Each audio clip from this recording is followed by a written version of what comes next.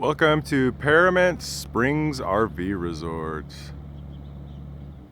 Alright, so here it is. This is on the western edge of Death Valley.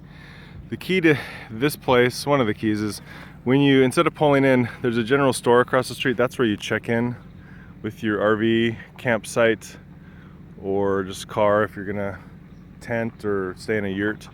And then this is where you turn in here, and yeah, it's a reasonably priced place. Again, on the western edge of Death Valley, it's great views. So don't expect much in amenities. You are in the desert after all.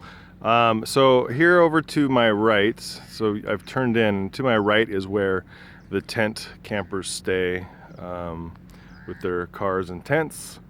There's a little outhouse for you, as I like to call it, poop shack. To my immediate left are, I guess, canvas tents that you can rent and hang out in. Oh, there's a Roadrunner.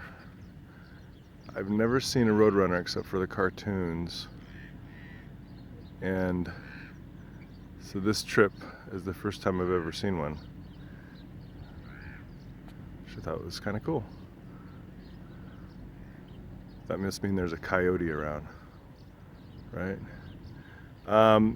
Then the middle road here is where the electric hookups are. They either have electric hookups with water, or you can pay for just water only for $20. So it's a great, when you come out to the edge, I'll come out to the edge in a minute and show you the view. It's kind of neat at night. You can see up, I don't know if you can see up there in the mountains.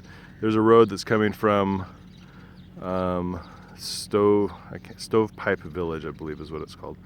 So you can go camp here for the day and then drive up and go into Death Valley and hang out. Make sure you take water, you don't want to die. So the view here is great, especially at night. There's no light pollution, so you can really see the stars well. Falling stars is pretty cool, and satellites, etc., etc. Now there's lots of creepy crows, but they're here mostly because people leave and then they get into the garbage. So bag up your garbage so the murder of crows don't get into it. The one con of this place is probably the bathroom. It's fairly primitive.